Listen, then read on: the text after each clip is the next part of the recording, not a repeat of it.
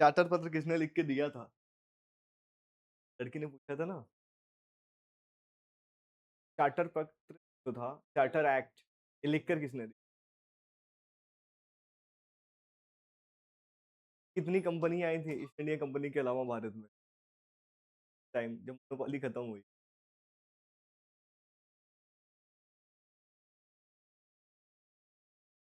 ये किसी को नहीं पता। छोटी छोटी कंपनियां न जाने कितनी आ सकती हैं अगर इंडिया से कोई व्यापार करने के लिए बाहर जाए। सरकार। हाँ, वो तो हम पढ़ेंगे जब पुर्तगीज वगैरह आए थे, डच आए थे। हाँ, तो ये सब मॉडर्न हिस्ट्री में हम पढ़े। अभी जो हम पढ़ रहे हैं केवल हम पढ़ रहे हैं इंडियन पॉलिटी के लिए।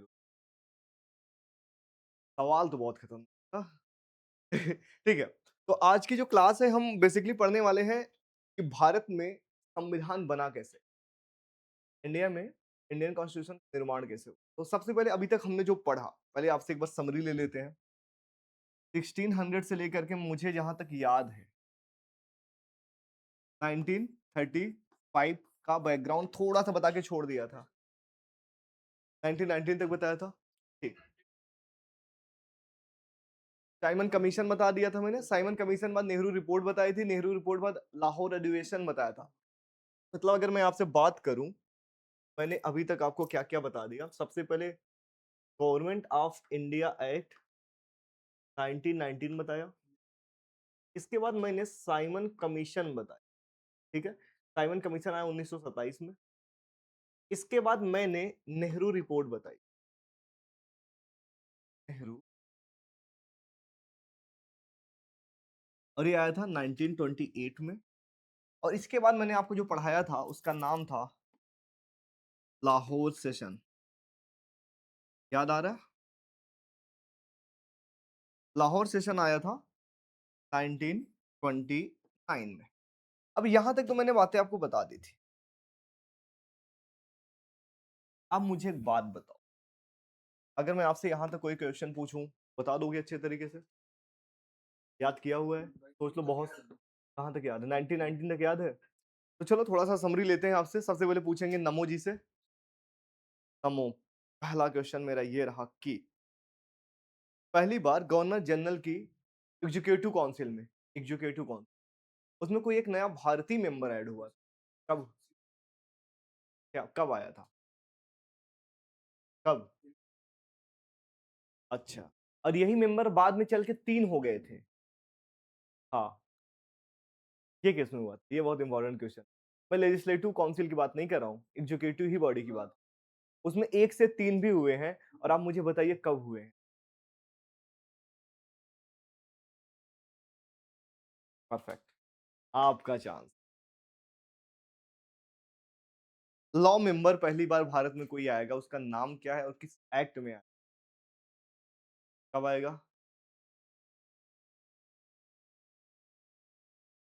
क्या बात है, गुड। इतनी खराब तैयारी।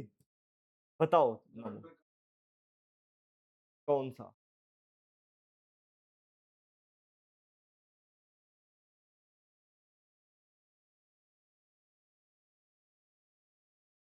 दोनों लोग सफेद झूठ बोल। मैंने बोला कि फोर्थ मेंबर। कब?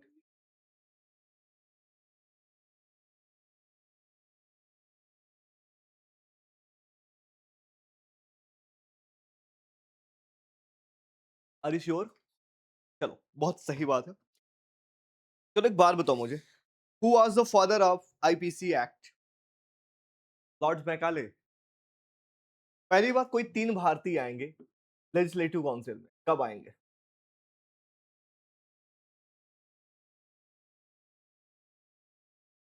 Who was the father of portfolio system? कल तो मेरी बेइज्जती करवा दी थी आपने जब। देखो 1861 का एक्ट देखो। देखो, देखो एक बार।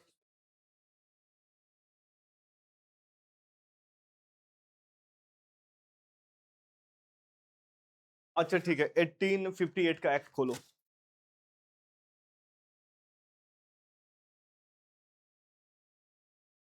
इसमें एक मैंने लिखवाया था जहां पे वायसराय का नाम लिखवाया है, वहां पे देखो कुछ लिखवाया हुआ है। और फिर उसके अलावा कुछ और उसी के साथ में मैंने बोला था लिख दो। Also he was the father of portfolio system, लिखवाया था वहां पे? क्यों नहीं लिखवाया ऋषभ देव? लिखा हुआ है, लिख लो फिर। क्या मैं बोलूं?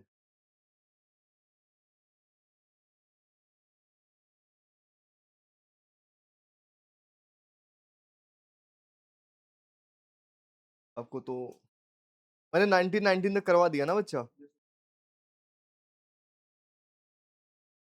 तो अब सुनो मेरी बात, अब पहले कहानी सुनो बढ़िया तरीके से कहानी। तैयार है मान के चलो, ये एक दो क्वेश्चन और पूछ लो, एक दो और पूछ लेता हूँ चलो। Who was the last governor general of India? अच्छा, last governor general of Bengal बता दो। गवर्नर जनरल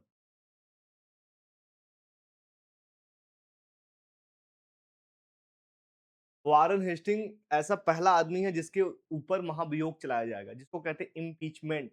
इम्पीचमेंट का मतलब होता है उसको हटा दिया जाएगा। हाँ, तो वो लास्ट भी था बंगाल का ही, इसीलिए उसको प्रमोशन किया गया। किस तरीके से लास्ट गवर्नर ऑफ बंगाल कौन था और उसको पहला बनाया गया था? इसी तरीके से। जी बिल्कुल, क्लासेस समझ आ रही है? आपका तो क्वेश्चन कुछ नहीं है सर। एक बात बताइए कि रानी की पति का नाम क्या था? रानी के पति का नाम विक्टोरिया के? नहीं ना? ठीक है। कंपनियां क्या क्या बेचा करती थी ये तो नहीं पूछोगे? चलो ठीक है, चलो ये मान के चलता हूँ आपको तैयार है। अब हम बात करते हैं संविधान के निर्माण के बारे में। लिखना है आपको।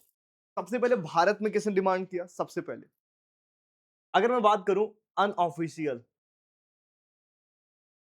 कॉन्स्टिट्यूएंट असेंबली की बात हो रही है, संविधान सभा। अनऑफिशियल के बारे में बात करोगे तो उसका नाम होगा बाल गंगाधर तिलक। इन स्वराज बिल, ठीक है, एक स्वराज नाम का एक बिल आया था। उस बिल में इन्होंने बोला कि भारत में एक संविधान सभा भी होनी चाहिए, कॉन्स्टिट्यूएंट असेंबली। मतलब आप मेन हेडिंग डालना है कॉन्स्टिट्यूएंट असेंबली। कॉन्स्टिट्यूएंट असेंबली के नीचे लिखना है कि अनऑफिशियल डिमांड इंडिया में पहली बार कौन किया? तो मैंने बताया पहला नाम क्या है, बाल गंगाधर तिलक, इन स्वराज बिल। ठीक है, कॉन्स्टिट्यूएंट, कॉन्स्टिट्यूएंट बोलते हैं, कॉन्स्टिट्यूशन नहीं, असेंबली, कॉन्स्टिट्यूएंट। ठीक है,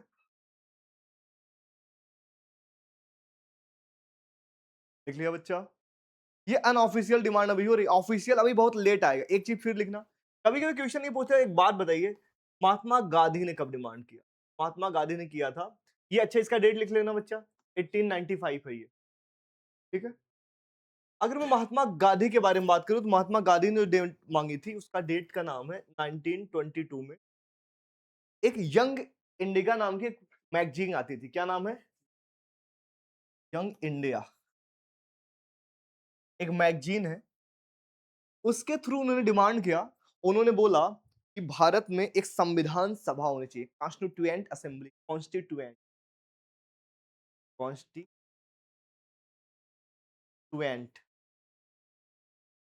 ठीक है, क्लियर है? अब बात कर लेते हैं कि ठीक है सर आपने ये बोल दिया, तो ऑफिशियल कौन डिमांड किया है? ऑफिशियल,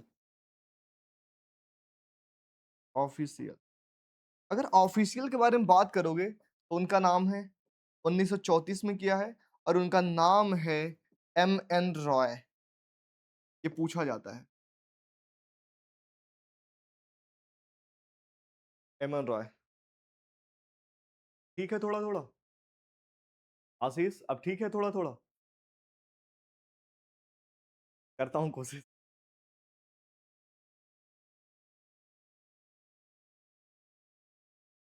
हाँ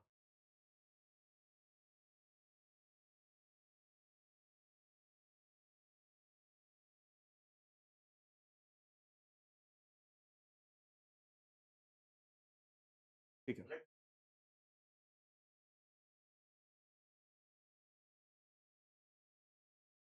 ओके ओके ओके, ठीक है, डन। ठीक है, तो अब आगे चलो।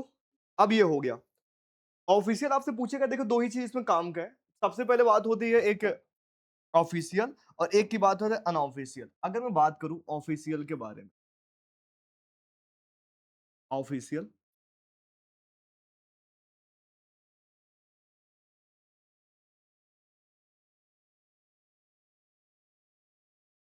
ठीक है, ऑफिशियल के बारे में अगर मैं आपसे बताऊं तो क्या नाम है? M N Roy. ठीक है, और अगर मैं अनऑफिशियल के बारे में बताऊं, ठीक है, परफेक्ट।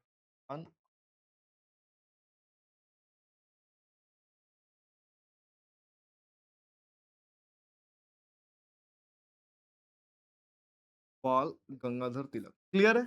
चलो, अगर इनका डेट के बारे में आपसे पूछूं, कितना है इनका डेट ऑफिशियल?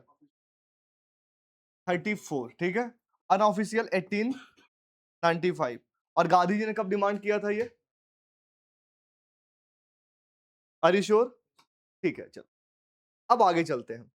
सबसे पहले एक बात समझना, अंग्रेजों ने हमें चैलेंज दिया। मैंने आपको बोला कि 1919 का एक एक्ट आया जिसमें पहली बार ये हुआ कि प्रोविंसेस में डायरकी आई, आ गई। किस किस सब्जेक्ट में आया था? एक ट्रांसफर, एक रिजर्व। ट्रांसफर पे लॉ कौन बना सकता था? ठीक है, और रिजर्व पर और ऑर्डिनेंस पावर क्या था? लॉ बना सकता था। ठीक है, अब इसके बाद 10 साल के लिए हमने बोला कि अब एक नया कमीशन आएगा जो इसकी रिपोर्ट बनाएगा। तो साइमन कमीशन आ गया, 10 साल से पहले आ गया। उसने क्या रिकमेंड किया कि भारत में क्या नहीं होना चाहिए? हायरार्की नहीं होना चाहिए, प्रोविंसेस में इसको खत्म कर दो। एक तो ये रिपोर्ट किया। इसके बाद 1928 का नेहरू रिपोर्ट आई। नेहरू रिपोर्ट में पहली बार हमने बोला कि हमें डोमिनियन स्टेटस चाहिए। क्या चाहिए? Dominion status. अब बता रहा हूं ये होता क्या है, एक ही चीज पीडीएफ से देखते जाओ, आपको समझ आए। ये चीजें आपको, ये है नेहरू रिपोर्ट जो मैंने उस दिन भी पढ़ा दिया था। इससे डोमिनियन स्टेटस की बात किया। डोमिनियन स्टेटस का मतलब होता है, सिंपल सी बात है कि सर, सारा का सारा कानून आप बनाओ, सब कुछ आप करो, लेकिन आपके नीचे रूल मैं करूंगा। आपको यहाँ रूल करने की जरूरत नहीं है, बस आपका नाम चलेगा। जैसे कहते नहीं है, नाम चले, सॉन्ग नहीं है ऐसा कुछ? हाँ, तो वैसे नाम चलेगा। ठीक है, तो अब समझो। तो एम एन रॉय ने सबसे पहले डिमांड किया था 1934 में ऑफिशियल रूप से। और अगर पूछेगा इंडियन नेशनल कांग्रेस ने कब किया था, तो 1935 में। क्लियर है? और कॉन्स्टिट्यूएंट असेंबली की, कि संविधान सभा होनी चाहिए जिससे हम अपना खुद का संविधान। इस कॉन्स्टिट्यूएंट असेंबली की बात इसलिए कर रहे हैं जिससे वो भारत के लिए खुद का एक संविधान बना सके। कॉन्स्टिट्यूएंट असेंबली का यही मतलब होता है कि ऐसी एक सभा जो देश के संविधान का निर्माण करे, वही होता है कॉन्स्टिट्यूएंट असेंबली। क्लियर है? ये 1935 का दौर है। तो 1935 के दौर में इन्होंने बोला कि हो गया यहां तक क्लियर। लेकिन एक बात समझो, जब नेहरू रिपोर्ट आई थी, नेहरू रिपोर्ट हमने बोला था कि नेहरू जी ने कि हमें डोमिनियन स्टेटस चाहिए। अंग्रेजों ने नहीं माना। इसके बाद जस्ट अगले साल लाहौर अधिवेशन आया। तो एक एक डेट लिखते चलोगे, आसानी रहेगी। साइमन कमीशन के बारे में लिखवा दूं? लिखो, साइमन कमीशन 1927। ठीक है, the commission arrived in India. The commission arrived in India on 3 February 1928। Simon commission बेशक 27 लिखा जाता है, और भारत में 28 में आया है। फॉर 1928 फॉर एग्जांपल, जैसे गवर्नमेंट ऑफ इंडिया एक्ट 1919 की बात करोगे, ब्रिटेन में कब बना और भारत में कब आया? 21। उसी तरीके से साइमन कमीशन की बात हो रही है, नाम 27 है।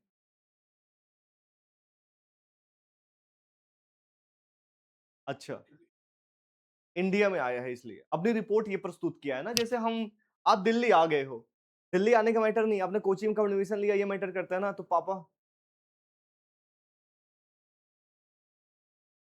हाँ हाँ, वही बात है, लेकिन 27 के नाम से चलता है। ठीक है, अब आगे लिखते हैं।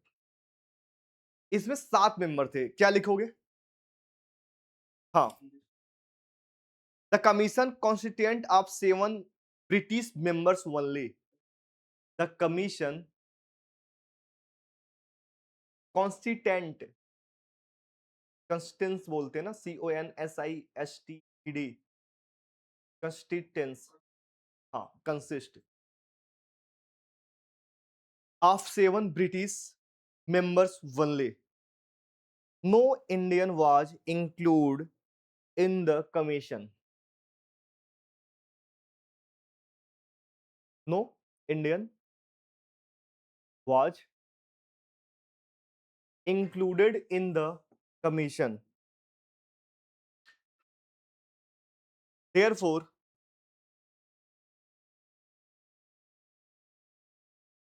INC boycotted the Simon Commission. INC मतलब इंडियन नेशनल कांग्रेस ने बहिष्कार इसका किया। Therefore, INC boycotted the commission. ठीक है।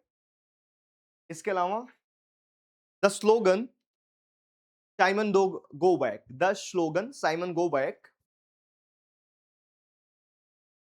Become popular across India. Meaning समझ आया? इसमें एक भी कोई भारतीय नहीं था, 7 के 7 मेंबर आए थे और इसमें कोई भारतीय नहीं था। और जब भारतीय नहीं था तो क्या होगा? बहिष्कार हुआ। तो साइमन गो बैक का नारा लगा, लारा लाजपत जी जाए कि यहाँ पे लाठीचार्ज हुई और बेचारे वो मारे गए। ठीक है। इसके बाद सैंडर्स ने बोला था ये कहने के लिए, सैंडर्स की फिर हत्या हो जाती है भगत सिंह के द्वारा। पढ़ा होगा आपने थोड़ा बहुत। क्या बात है। ठीक है। रील्स देखा था। अभी तो आजकल जेनजीस की भी रील्स देख रहे होंगे आप। कल का प्रोटेस्ट देखा था। दिल्ली पुलिस की वैन के ऊपर सरदार जी बैठ करके उसको स्टीयरिंग चला रहे हैं। कोई हल्क गया हुआ है, स्पाइडरमैन गया, गांधी जी भी आए हुए हैं। अब आप लोग 2 अक्टूबर की छुट्टी नहीं होगी। सब आ गए हैं तो छुट्टी किस बात की अब? रिवाइव सबको मिल गया है। हल्क आया हुआ है, एक स्पाइडरमैन बना हुआ है। मुंबई में भी, बिहार में था, वो जाके पूछ रहे हैं पुलिस से, सर एक बार बताइए टीयर गैस की व्यवस्था नहीं है क्या? पानी कब चला? ये गजब था, मानना पड़ेगा। हाँ। चलो आगे चले। तो इसका लिख लो सिफारिश। इसमें रिकमेंडेशन में एक लाइन लिख लो, रिकमेंडेशन। रिकमेंडेशन। रिकमेंडेशन। ठीक है। The commission recommended the abolition of dyarchy in provinces. The commission recommended the abolition of diarchy in provinces। ये था साइमन कमीशन। ठीक है बच्चा। इसके आगे मैंने नेहरू रिपोर्ट के बारे में बताया था। तो 1928 का नेहरू रिपोर्ट लिख लो, 2 लाइनें। लिख लिया बच्चा? कोई ऐसी बात जो ना समझ आ रही है उसमें? ठीक है। अब चलते हम नेहरू रिपोर्ट पर।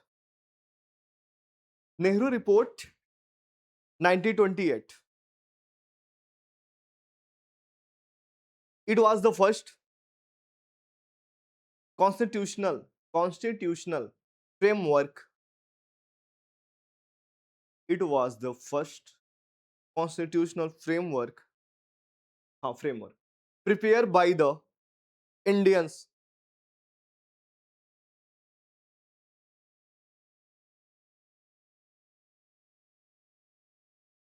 Indians by the Indians for India. समझ आया? ये एक पहला प्रारूप तैयार किया संविधान के, संविधान होना कैसा चाहिए। तो इन्होंने बोला कि भैया हमें डोमिनेंट स्टेटस दे दो। ठीक है। चलो अब आगे चलते हैं। तो इसने क्या इसने एक डिमांड किया था, डोमिनेंट स्टेटस का लिख लो।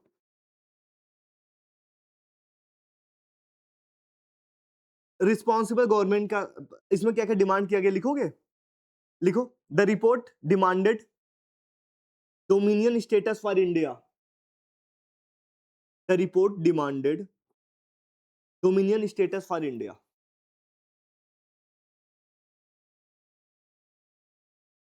लिख लिया? इसमें बस यही इंपॉर्टेंट था। ठीक है। अब मेरी बात सुनो, हमने सब कुछ डिमांड कर रहे हैं कि हमें डोमिनेंट स्टेटस दे दो। इसके बाद एक और आएगा लाहौर सेशन, हाँ ये भी इंपॉर्टेंट है। 1928। काम नहीं कर रहा है क्या? थोड़ा भी चिल्ड नहीं है? लग रहा है चिल्ड है। चिल्ड है? मैं सोच रहा हूँ। देखो, ठीक है कोई बात नहीं। 1929 है ना बच्चा। जैसे मैंने 27 बताया साइमन कमीशन आया, 28 में नेहरू रिपोर्ट आई।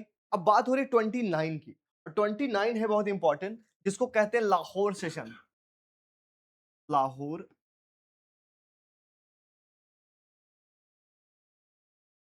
लाहौर सेशन आया है 1929 में। इसके चेयरमैन कौन है? इसके चेयरमैन का नाम है जवाहरलाल नेहरू। नेहरू रिपोर्ट के चेयरमैन कौन थे? एग्जैक्टली कौन थे इनके? ठीक है, पुत्र मत बोल देना। ठीक है। अब तीसरी बात, इन्होंने एक डिमांड किया, इन्होंने एक अनाउंस किया, अनाउंस बोलते हैं, अनाउंसमेंट किया, ऐसे लिखना है, ठीक है, अनाउंसमेंट। अनाउंसमेंट में क्या किया, 12 बजे रात को 31 दिसंबर को 1929 को जा करके एक अनाउंस किया कि आने वाला तिरंगा, अच्छा नेशनल फ्लैग, मतलब झंडा फहराते हुए, फ्लैग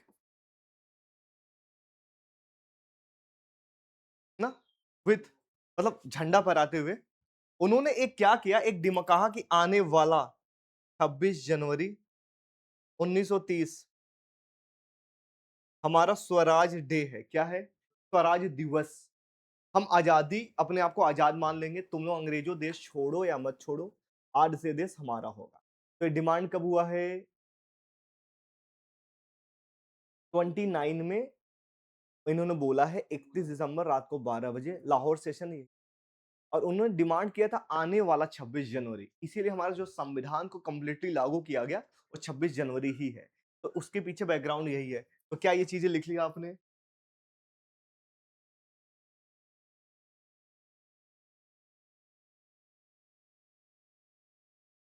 ठीक है,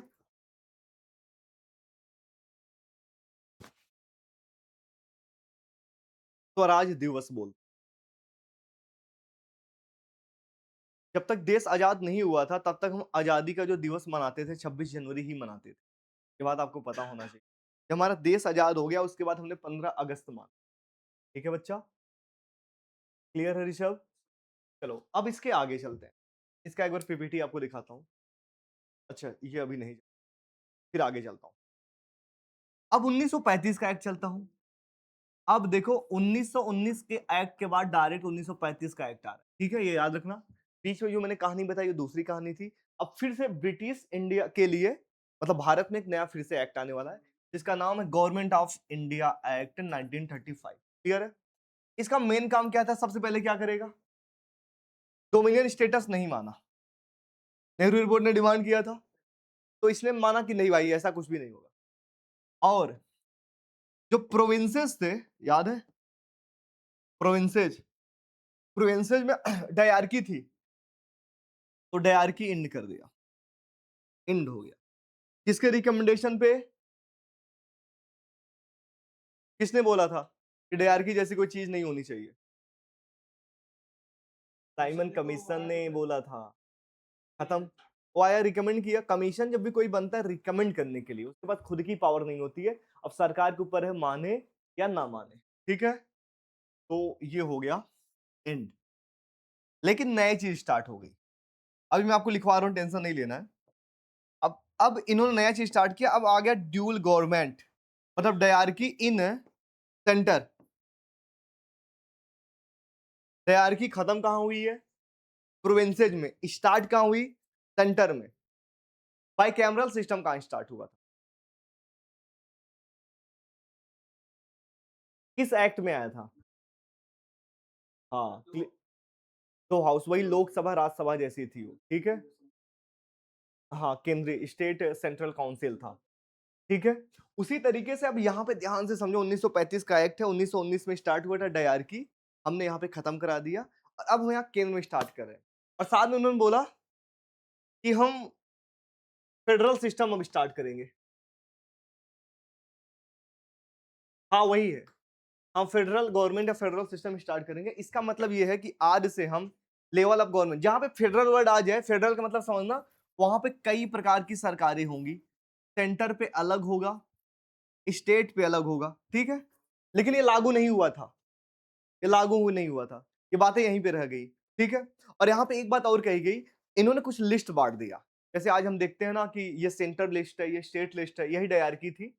हायरार्की का मतलब है कि केंद्र में दो प्रकार की, तो केंद्र में दो प्रकार की शक्तियों का क्या, कुछ ऐसे विषय होंगे जो केंद्र बनाएगा, कुछ ऐसे विषय होंगे कौन बनाएगा, राज्य बनाएगा। लेकिन कुछ ऐसे भी पावर होंगे जो किसी के पास नहीं होगा, और जिसको अवशिष्ट शक्ति बोलते हैं। सोचो, जैसे वर्तमान में आपको एक चीज बताता हूं, जैसे 100 सब्जेक्ट हैं,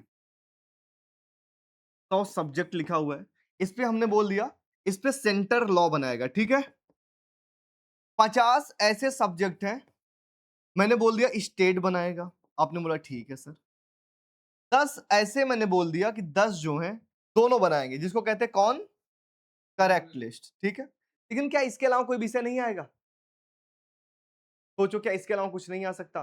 कि मतलब जो लिख दिया गया है यही बनेगा, इसके अलावा 160 ही प्रकार के सब्जेक्ट होंगे? क्या इससे अलावा, जैसे मैं कह दूं कि घड़ी हो सकता है, हमने बोला कि हम घर के बारे में बात करते हैं, घर पे जितना चीजें हैं सब पापा देखेंगे, घर पे जितना भी चीजें लिखी हुई हैं, दीवार बनवाना, ये बनवाना, वो बनवाना, लाइट बनवाना, लेकिन कभी ऐसा भी तो हो सकता है अचानक से अंदर से भूकंप आ जाए और सारी चीजें फट जाए, वो कौन देखेगा? तो उनके लिए नया होगा। तो ये चीज अपने यहाँ उसको बोलते हैं अवशिष्ट शक्तियां, रिड्यूजरी पावर।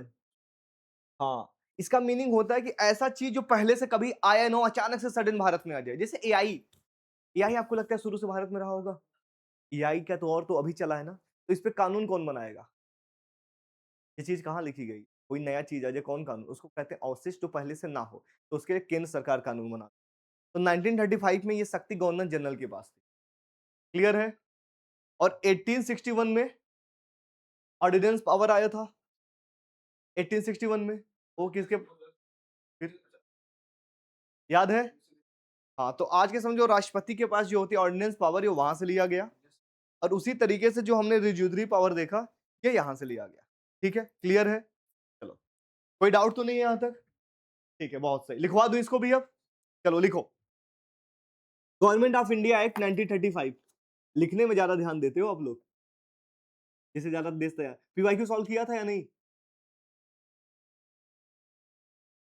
पीवाईक्यू नहीं था? अच्छा, हाँ हाँ हाँ, कल कराया था। तो बंद, और इसके अलावा आपने बुक नहीं लिया पीवाईक्यू की, कोई भी बुक? हाँ हाँ, पूरा जीएस का आता है, पूरे जीएस का एक साथ 400-500 रुपए के आसपास आ जाए पर मार्क, ले लेना।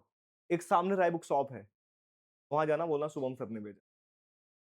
मैक्सिमम डिस्काउंट जितना आपको पूरे मार्केट में नहीं मिले, मेरा नाम चल, राय बुक शॉप, मतलब हाँ, भाई साहब ही हैं अपने, बोलोगे तुरंत हो जाएगा। हाँ, ठीक है, चलो अब आगे चलते हैं। अब बात कर लेते हैं गवर्नमेंट ऑफ इंडिया एक्ट 1935, ठीक है। The government of India act 1935 was the longest and most comprehensive act passed by the British parliament for India. मतलब अब तक का इससे बड़ा कोई एक्ट पास्ड बाय द, हाँ, ब्रिटिश पार्लियामेंट फॉर इंडिया। मतलब ऐसे समझो, अब तक इससे बड़ा कोई एक्ट नहीं आया था, ये सबसे बड़ा एक्ट है ब्रिटिश पार्लियामेंट की तरफ से। अभी तक जो आपने चार्टर एक्ट पढ़ा होगा, जितनी एक्ट पढ़ा होगा, बहुत छोटा था, कि बहुत विस्तृत था, कई सारे पेजों में था, कई सारे आर्टिकल्स थे। और इसका कार्बन कॉपी है इंडियन कॉन्स्टिट्यूशन, याद रखना। 60 से 70% चीजें हमने यहीं से उठाई हैं इस एक्ट से, 60 से 70%। ठीक है, अब लिखो, इसी में लाइन लिखोगे अगला, many provision of the this act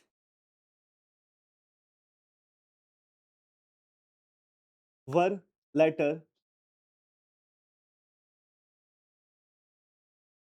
many provisions of this act, where या वर पढ़ते हैं ना, were later incorporated, incorporated into the constitution of India. मतलब बाद में भारत में इसको प्रावधान में शामिल कर लिया गया। इनकॉर्पोरेटेड मतलब समझ आया ना, प्रावधान बोलते हैं इसको। ठीक है, चलो इसके की फीचर्स पे चलते हैं। Key features, the federation was to, पहला लाइन लिखना है इसमें, की फीचर्स में पहला line, all India federation, all India federation.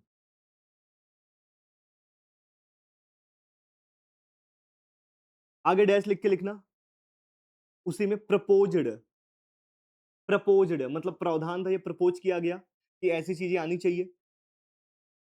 अब इसके नीचे लाइन लिखना, how the federation was never established, मतलब ये कभी बन नहीं सका। इन्होंने बोला था फेडरेशन होना चाहिए, मैंने बोला ना कि यहाँ पे स्टेट होना चाहिए, सेंटर होना चाहिए, ये लेवल की गवर्नमेंट कभी आई नहीं। अभी तो है, वो तो आगे बताऊंगा ना बच्चा। हाँ, अभी तो भारत में यही है। ये मैं 1935 के एक्ट का बता रहा हूँ, ठीक है, ये उसी समय की बातें चल रही है। आगे चलते हैं, दूसरा हेडिंग, इसी में दूसरा point, dyarchy was abolished in the provinces,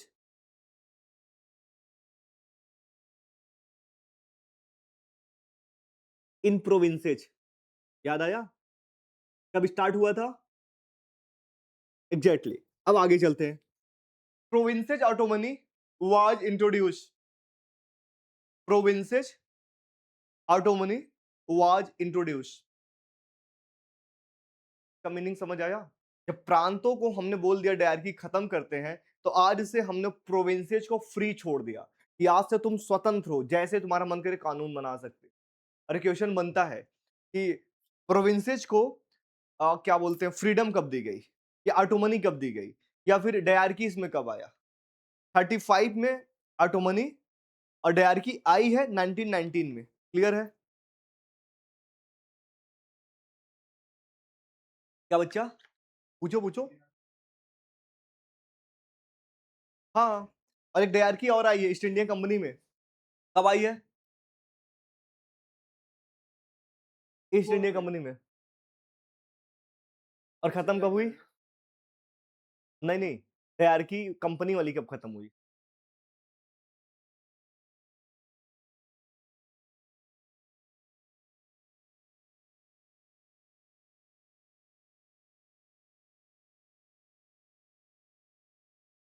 ठीक है, परफेक्ट है। अब अगला लाइन लिखो, डायरकी एट द सेंटर। हाँ हाँ, फीचर्स में अगला हेडिंग के रूप में बना, dyarchy at the centre, but, नीचे but, it was never implemented.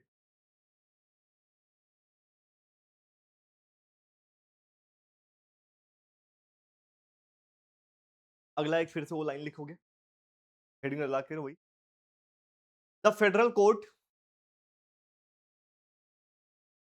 Established इन 1937, मतलब 1935 के एक्ट से एक फेडरल कोड की स्थापना किया गया इन 1937, और आगे चल के यही सुप्रीम कोर्ट बनेगा। हाँ, आगे चल के, अभी ये सुप्रीम कोर्ट नहीं है, ये तो आज इंडिया का बनेगा, लेकिन अभी नहीं बनेगा। अभी तक ये ब्रिटिश वाला है, जिसको फेडरल कोर्ट बोलते हैं। इससे बड़ा भी कोई मतलब भारत का सबसे बड़ा कोर्ट है 1937 के आसपास के, ऐसे समझो 1937। वो केवल कलकत्ता के लिए था, ये फेडरल कोर्ट है, ये सबसे बड़ा कोर्ट है, जैसे ऑल इंडिया के लिए है। हाँ, वो कोलकाता के लिए था, समझ आ रहा? अब यही आगे चल के इसका नाम बदलेगा सुप्रीम कोर्ट में, तब मैं आपको बताऊंगा उसके बारे में, ठीक है? अभी हम 37 में है, तो इसलिए वही की बातें कर रहे हैं। अब आगे चलो, इसमें एक लाइन और लिखो, अगला, the RBI, the RBI was, वही, स्टेब्लिश्ड इन, हाँ, आरबीआई की स्थापना 1935 में हुई, ठीक है, इन 1935। और सबसे इंपॉर्टेंट एक और है, the act provided for federal and provincial, federal and provincial public public service commission. इसका मतलब समझ आया? अभी तक जो आईसीएस था, जो कहते थे हम इंडियन सिविल सर्विस की बात कर रहे हैं, कि अब जो आते थे आईएएस बनते थे, वो केवल केंद्रों में बनते थे। अब राज्यों में भी जाएंगे, प्रोविंसेज में भी ये लोग जाएंगे, दोनों के लिए बना दिया गया। लिख लिया? हाँ, पब्लिक सर्विस कमीशन जो था, अभी तक केवल फेडरल के लिए था, नहीं अभी सेंटर के लिए था, जितने भी मेन इलाके थे। अभी प्रांतों के लिए नहीं था, अभी प्रोविंसेज के लिए भी कर दिया गया। तो ये एक्ट बहुत इंपॉर्टेंट है, हद से ज्यादा। और इसमें एक चीज और लिखोगे, कि क्या था, इसी में है, बता रहा हूँ चलो। एक चीज और इसमें लिखा हो, आपको लिखना है, पहले ये लिख लो। 19 नहीं है, ठीक है, चलो कोई बात नहीं। एक इसमें चीज छूट रही है बच्चा, कल मैं आपको लिखवा दूंगा, ठीक है। एग्जैक्ट मुझे याद नहीं आ रहा वो चीज, एक ही लाइन का है, पर कोई इशू नहीं। अब आगे चलते, 1935 का एक्ट हो गया। अब सुनो, अभी तक हमें क्या था कि हमारा डोमिनियन स्टेटस के बारे में डिमांड मान नहीं रहे थे। इनके मन में यही था, हम नहीं मानेंगे, कुछ भी कर लो। अचानक से वर्ल्ड वॉर टू का दौर आ गया है, विश्व युद्ध सेकंड का वर्ल्ड, 1939 के आसपास की घटना है। अब ब्रिटेन को लोग पगलाने लगे, उनको ये फील हो रहा कि भाई अगर इंडिया वाले हमारी हेल्प नहीं करेंगे, हम हार जाएंगे।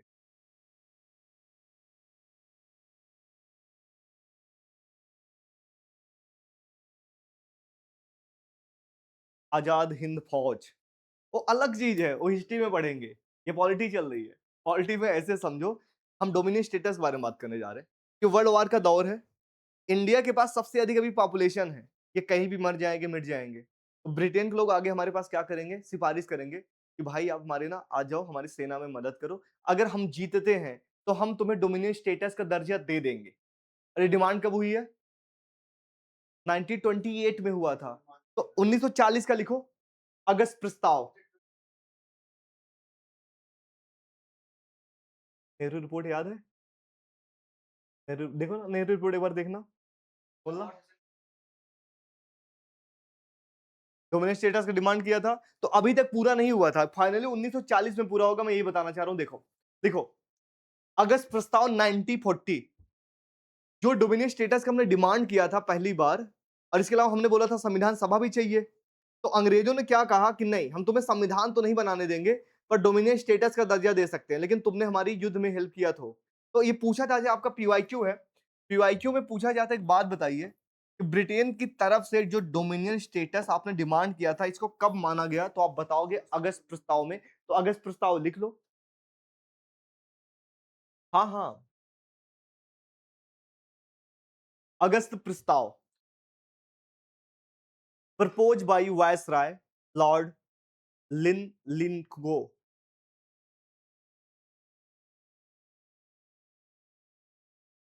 प्रपोज क्या था, पर्पज ये था कि अगर इंडिया ने हमारा वर्ल्ड वॉर सेकंड में सपोर्ट किया और हम जीतते हैं, जीतने के बाद इंडिया को हम डोमिनेट स्टेटस का दर्जा दे देंगे।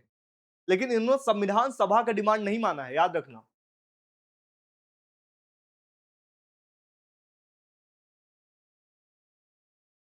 हाँ, वो वही रहेंगे, सब कुछ उनके नाम से ही चलेगा।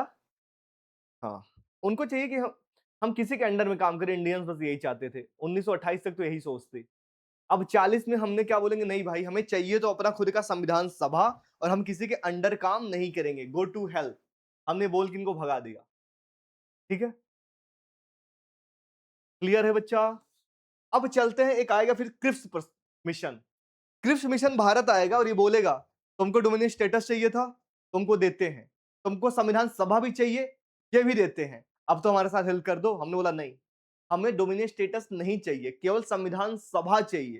तो ये लिखोगे, क्रिप्स मिशन आया 1942 में, और 1942 में आने के बाद उन्होंने बोला कि भाई तुम डोमिनियन स्टेटस भी ले लो और संविधान भी बना लो। हमने क्या बोला, हमको केवल संविधान बनाना है, डोमिनियन स्टेटस तो हम चाहते नहीं थे। वो दौर था 1928 का, और ये दौर कौन सा, 1942, वो बचपन का दौर था, ऐसे सुनते हो ना गाना आप, ये नया दौर है, क्यों आशीष? आस- अच्छा, ये दौर खराब है, आप बूढ़े हो गए हैं 200 साल के। अच्छा, इशू है क्या?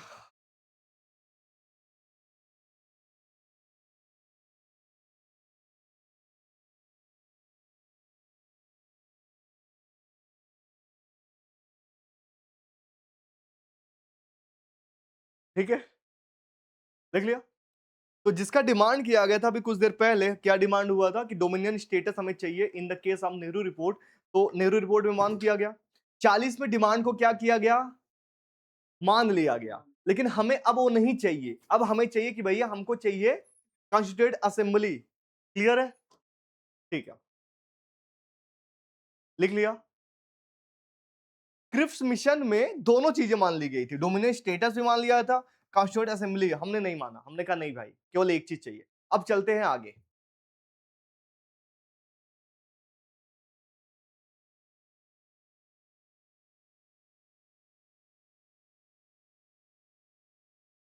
चलूं आगे। अब देखो सबसे नया दौर आएगा, ये नहीं लिख रहा है। डोमिनेट स्टेटस का मीनिंग, परिभाषा लिख रहे हैं। चलो, dominate status allowed a country to be self governing while remaining a part of the British empire, मतलब ब्रिटिश साम्राज्य का होते हुए भी रूल वही करे। जैसे आप कहो पापा आपका अकाउंट आज से मैं हैंडल करूंगा, लेकिन पैसा निकालना होगा, ओटीपी आप बता देना। तो ओटीपी का मेन, एटीएम लेके आप क्या करोगे जब ओटीपी ही उनके पास आएगा?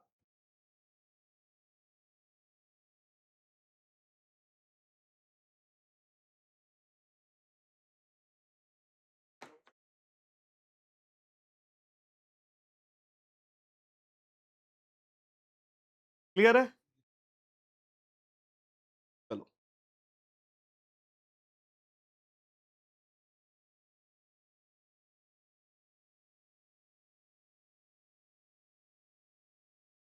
अब चलते हैं नया, सबसे इंपॉर्टेंट है कैबिनेट मिशन। कैबिनेट मिशन जो है ये बहुत इंपॉर्टेंट है। 1946 24 मार्च को भारत आया है।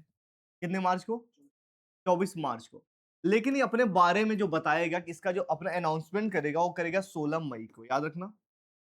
कैबिनेट मिशन बोलेगा ठीक है, युद्ध के बाद हम तुमको अपना खुद का कॉन्स्टिट्यूएंट असेंबली बनाने देंगे, ठीक है।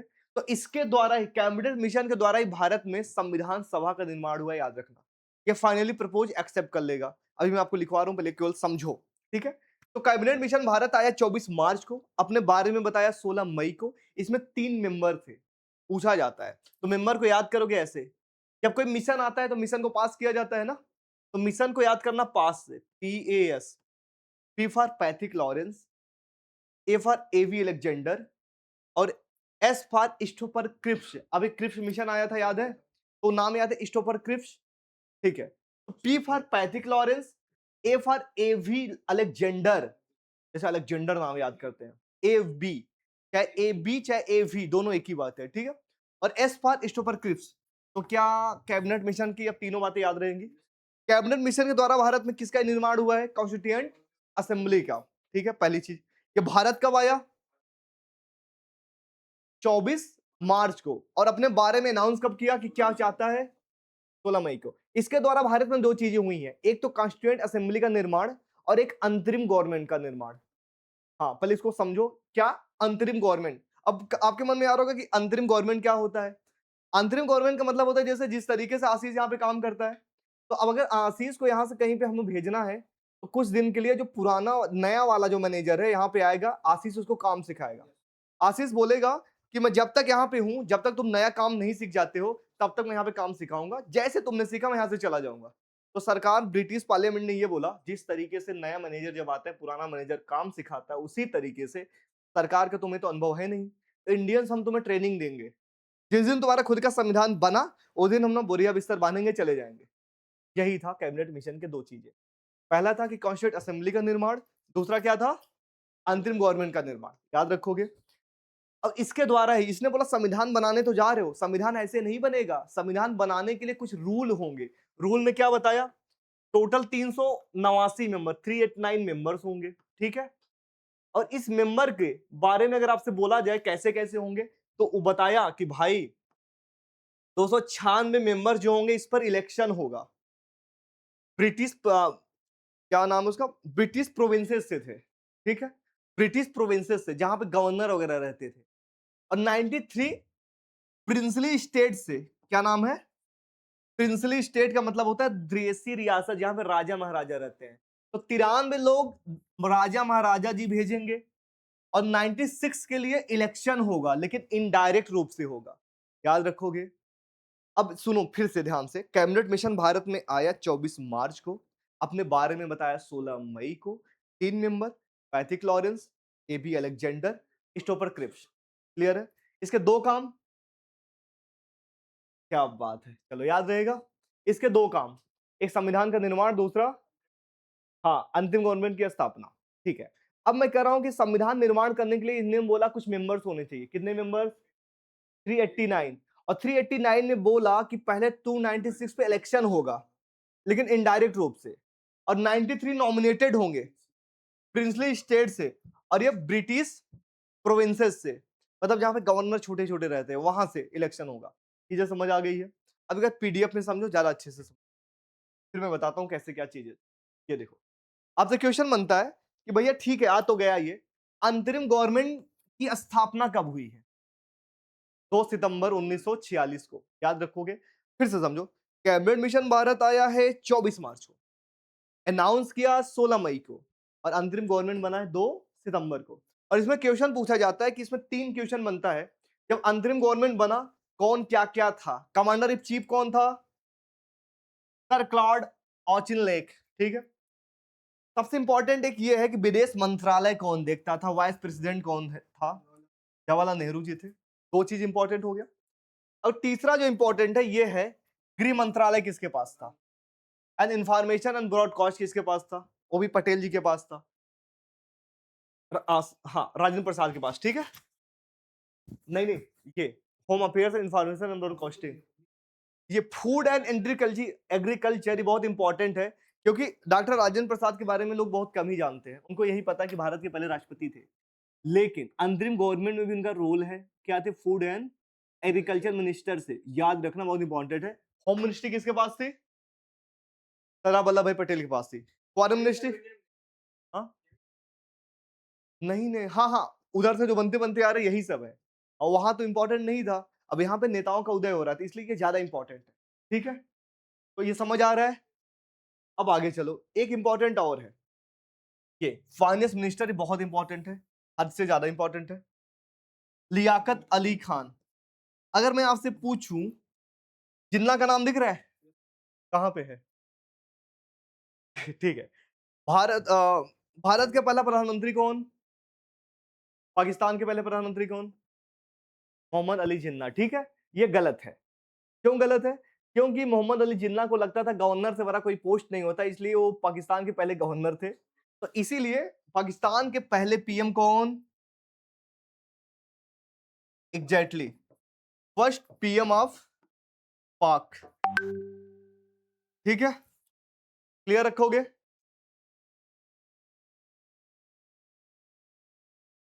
वहां पे ऐसा, वहां पे सेना रूल भी कुछ तरीके से है। वहां पे जो कमांडर का चीफ है वही सबसे आप देखोगे बहुत सारे मूवी में दिखता है कि प्रेसिडेंट को भी डांट देता है कमांडर चीफ, देखा है आपने ऐसा? तो वहां पे ऐसी चीजें हैं। वहां पे जो सेना है टेक ओवर करती है, सेना की जितनी गतिविधियां होती है ज्यादातर इंडिया के विरोधी ही होती है, ज्यादातर केसेस।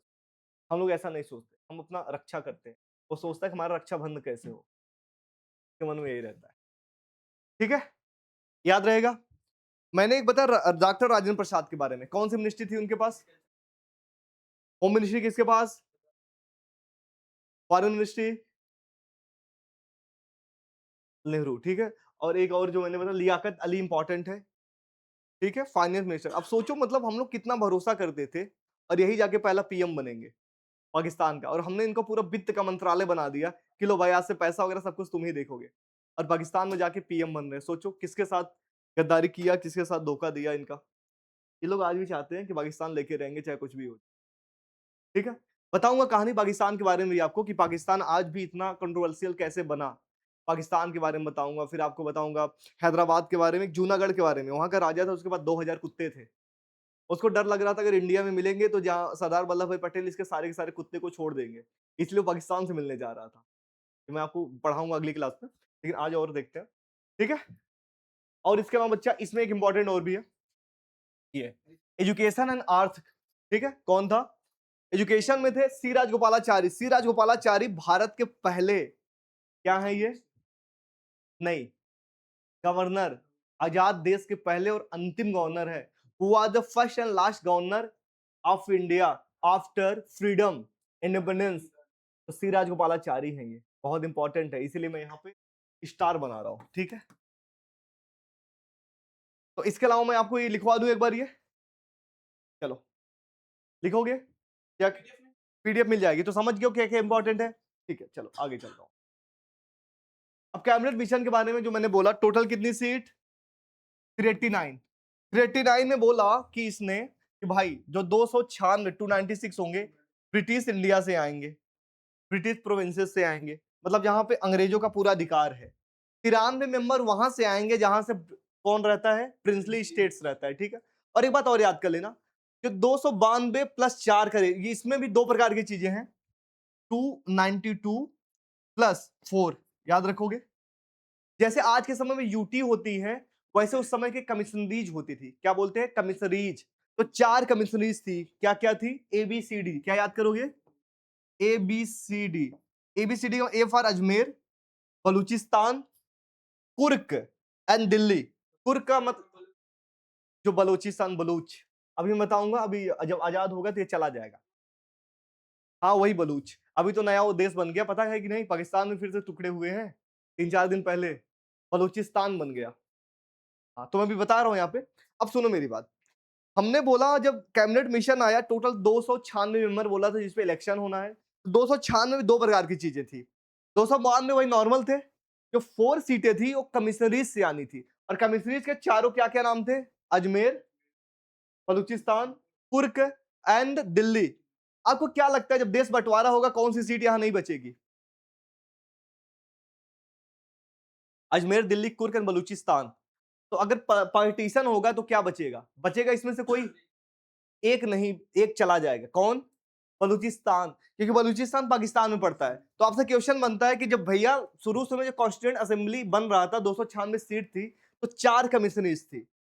देश आजाद होने के बाद, पार्टीशन होने के बाद कितनी कमिश्नरीज बची, तो क्या बोलोगे, 3। कौन सा चला गया, बलूचिस्तान, याद रखोगे, ठीक है। अब मेरी बात ध्यान से सुनो, ABCD से याद रखना। पास मैंने ट्रिक बताया था, पास किसके लिए था,